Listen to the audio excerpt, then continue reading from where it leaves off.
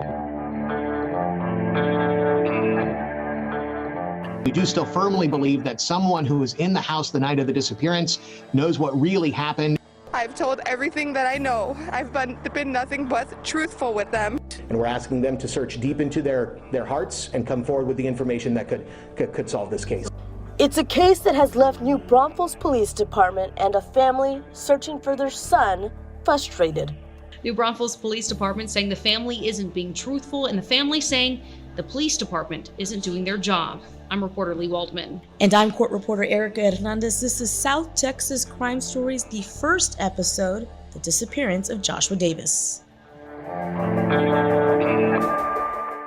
It was a cold night on February 4th, 2011. 18-month-old Joshua Davis was inside a trailer home in the 2600 block of Savannah Hills Circle in New Braunfels. According to Sabrina Benitez, she and her son Joshua were in a room watching a movie when he walked out toward the front of the house where 6 other adults and another child were. What happened next, we may never know. Apparently, nobody else in the home at the time saw Joshua. At some point that night, 911 was called by Davis's grandfather to report Joshua missing. New Braunfels 911, where's your emergency? This is well the track for 2619 Savannah Hills Circle. Go ahead, sir. Yeah, 2619 Savannah Hills Circle. And my grandson is missing. He's about 18 months. And we can't find him anywhere. Any obvious signs of injury or anything like that? No. Has he started like crawling or walking? He's walking, but we can't find him anywhere. What was he last seen wearing? A plaid, dark brownish plaid shirt and blue jeans. And he didn't have any shoes on. Had socks on. That's it. You know, we don't know how. Josh. What is your name? Josh. My name is Jerome Davis. How long ago? We've been looking for him for about 20 minutes. So. Okay. I'm going to get somebody heading that direction, okay? Just keep looking for him. If you find him, give us a ring back. Let me verify. 2619 Savannah Hills Circle, right? Right. Okay, I'll get him rolling. Okay, thank you. Mm-hmm. The search for Joshua began. Several different agencies helped New Braunfels Police Department search for Joshua in the days after his disappearance, but there was no sign of him. Police then started to question family members in the home at the time. They started to suspect that someone in the house had something to do with or knew something about Davis's disappearance. Authorities say time was spent getting rid of drugs in the house before calling 911 to report Joshua missing. The family constantly denied any wrongdoing, but the case went nowhere. 5 years later, in 2016, Davis's mother, Sabrina, spoke with KSAT 12, and she said she believed her son was still alive. I have no doubt in my heart, or I've never had a feeling, mother's intuition, that my son's gone. Meanwhile, police said that while the family has been cooperative, they doubted the information they were given.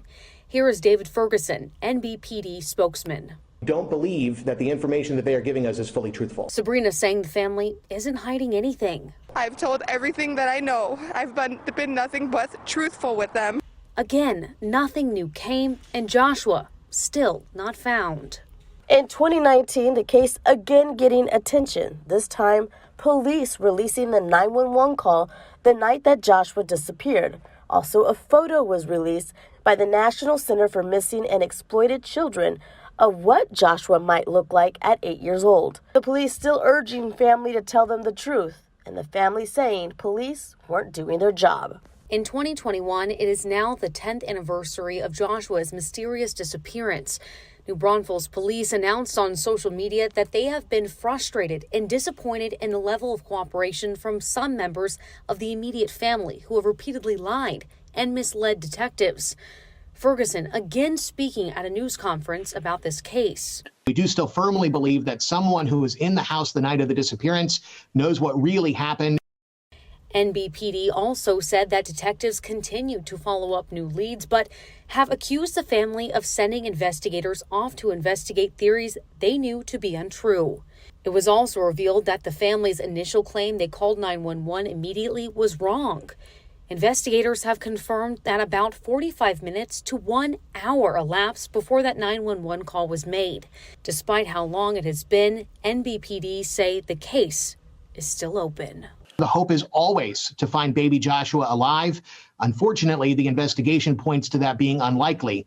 So we just heard a recap of the case, Lee, and I really wanted to talk about that 911 call because it kind of stood out to me. It was the grandfather that called, and he mentioned a few times about the age of Joshua and how he may have been walking, he may have been crawling. He also gave a range, 16 months to 18 months, and you would think grandfather should know that and should know the milestones his grandson is achieving at that point. I mean, I have a 6-month-old who's about to crawl, and I would think at that point that baby or that Joshua was walking at least.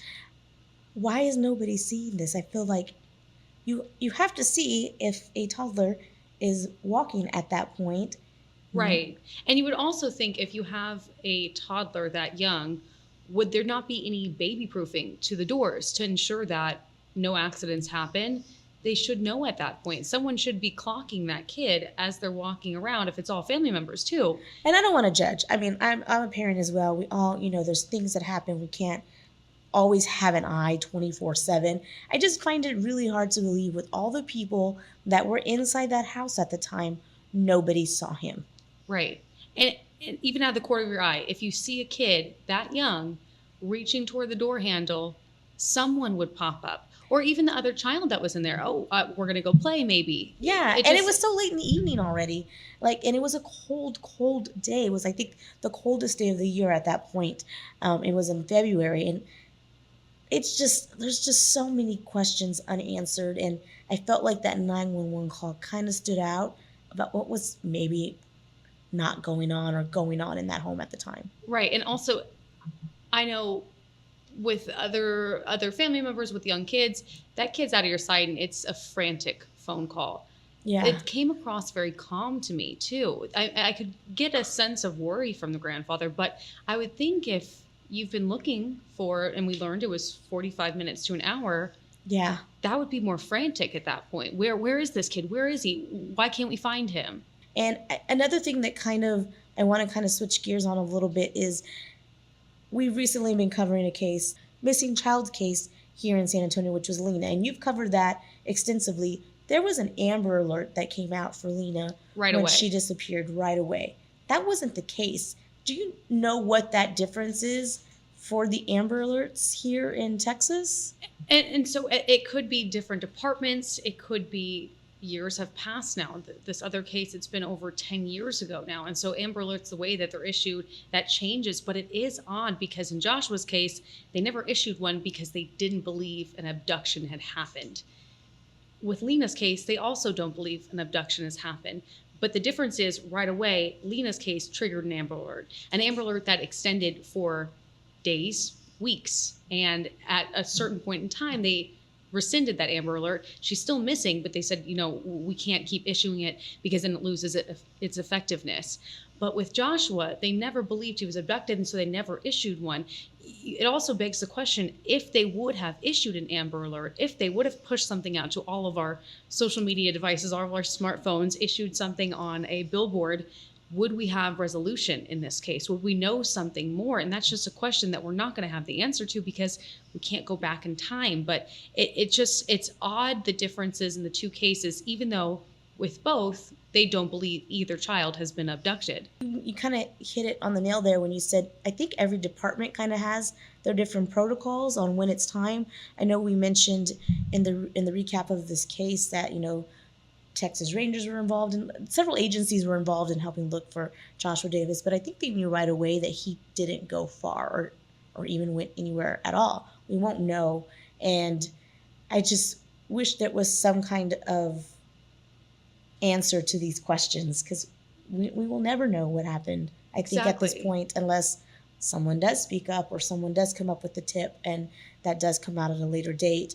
And it's just really sad. I found a statistic that currently in Texas, there are 253 active cases of missing children. That's a lot of cases for Texas. That's a lot of cases. 253. In just one state. I know it's a big state. There's a lot of different counties. There's a lot of area that we cover here in Texas, but still got to be frustrating not only for families, but for the law enforcement agencies who are looking into these kinds of things. And I think that's what I was getting a lot doing this recap of Joshua Davis's case. You can tell there's frustration on the part of law enforcement. Someone has to know something. And I think that's a lot of the same mentality with 253 other missing children. And there was a lot of frustration on the family. We heard that as well. The family is thinking the police are just focusing on them, and they're saying it wasn't us. A more extensive search should have been done longer, and they just pinpointed us right away. And I don't know if the police should have done it, or maybe they did and they just didn't find anything either. And they didn't. I know there is stacks and stacks and stacks of files and paperwork on this case, but it is an open case still, and we can only hear so much. Right. And they're able to only say so much without jeopardizing the case as well. Because they also, like you said, it's open. They can't give too much away because it's still an open, active investigation. Something else we were talking about difference-wise between Lena's case and Joshua's case, the rewards. Yeah. This Joshua Davis case, there was a reward, I want to say, for 30 days from New Braunfels Police Department. Lena, there's been a reward since the beginning with Crime Stoppers and also with other organizations, but that Crime Stoppers reward, $50,000, has stayed there this entire time. And the last time I talked to New Braunfels PD about this case, just to make sure that, we didn't miss anything and that everything that they said last year still applied for this year, was there is a reward. It's not as much as it was for those 30 days. It went back down, I believe, to either $4,000 or $5,000, which is like the cap there for Crime Stoppers. But yeah, that is interesting. Why at one point was it this high and one point it wasn't?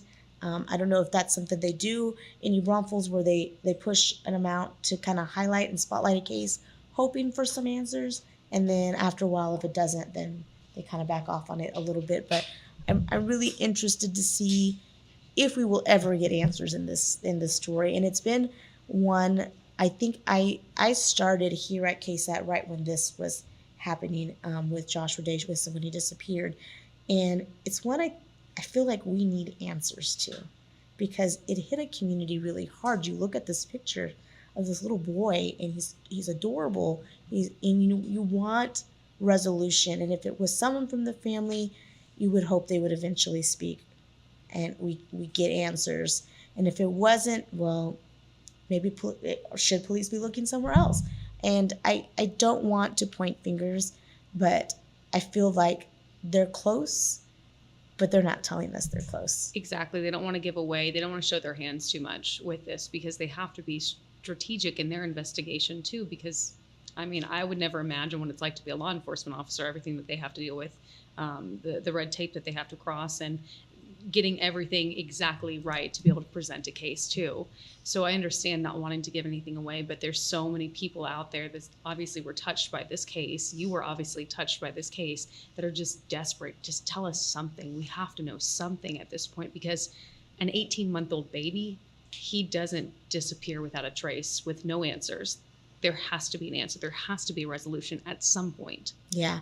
And if he is, if Joshua Davis is alive, the National Center for Missing and Exploited Children have a photo of what Joshua would look like now at 11, and we'll put it on the website there so we could show you as well as what that rendering would look like. And I found it really interesting, the work that the National Center for Missing and Exploited Children did. After 2 years, if a child is still missing, they have artists that work on forensic imaging to create an age progression. And that's what this image is. It's an age progression of Joshua. And I know one came out, I think, when he was 8, what he will look like at 8. So now we have what he will look like at 11. So we have that up right now. I don't know if you were able to see that photo. And he looks the same. It just, his little eyes are the same. He looks like a grown boy now. You hope that he was able to grow up, and he's 11 now.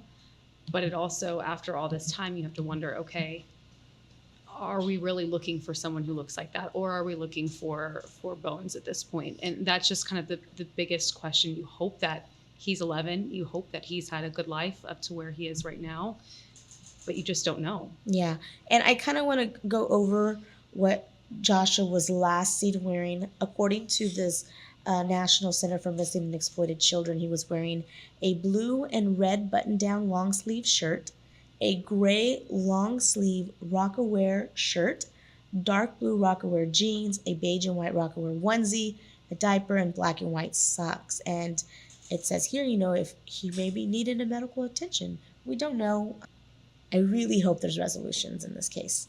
And I don't know if you have the numbers, Lee, and if anybody with information on who to contact. Yeah, I'll read it off your screen here. Looking at the numbers for who to contact, you can contact New Braunfels Police Department 830-221-4100, or you can call Crime Stoppers 830-620-TIPS. So those are the numbers that you can call there if you have any information at all. And, no tip goes unnoticed. And I think that's something investigators have held strong to. It's just, if you know anything at all, no matter how big or small, call them, let them know that it's worth investigating, it's worth looking into, because you never know what could be that missing puzzle piece to uncovering some kind of answer, some kind of resolution for this family and for the community who obviously cares so much about this child. Now, this is one of many cases we're going to be talking about in the upcoming weeks, upcoming months. I'm really excited about this podcast, South Texas Crime Stories. Why do we want to do this podcast, Lee? Well, I think that not only are we true crime lovers, but also, this podcast has an opportunity to bring closure. And that's, I think, the ultimate goal, is bringing closure to so many families who are impacted by crime in our area, and who just want to know what happened so that they can rest easier at night. And if this podcast can bring some kind of closure, give them a platform to talk on again, because sometimes talking is the best therapy, I think that's really the purpose of this. I really also hope for us to also educate our viewers. I really wanted to hone in on that Amber Alert thing today, so people understand the differences and why sometimes Amber Alerts are called in certain instances and not in others. And I want to bring that in the forefront as well. I'm hoping in the future we can talk more with Crime Stoppers about what they do and how to get involved, and how they get involved in cases, especially cold cases. And we're gonna be tackling a lot of cases, and I'm excited to bring this back. And I've done this a little bit on the TV side, but I think in the podcast side and the newsletter side, because there will be a newsletter attached with each article, we'll be able to expand more on what these cases and those who were involved in them as well. Exactly. We're gonna keep uncovering what we can in a bunch of different cases in a bunch of different ways. And we want to hear back from people. Obviously, what do they want to know? What questions do they have? And we would love to engage, whether it be on social media, on our newsletter, online, on air. Just let us know. We want to engage with everyone who is passionate about this. And you can check out the South Texas Crime Stories tab on ksat.com for more on each case, as well as how to subscribe to this podcast and as well to our newsletter. Thanks for joining us this week, and make sure to stay tuned next week for an all-new episode of South Texas Crime Stories.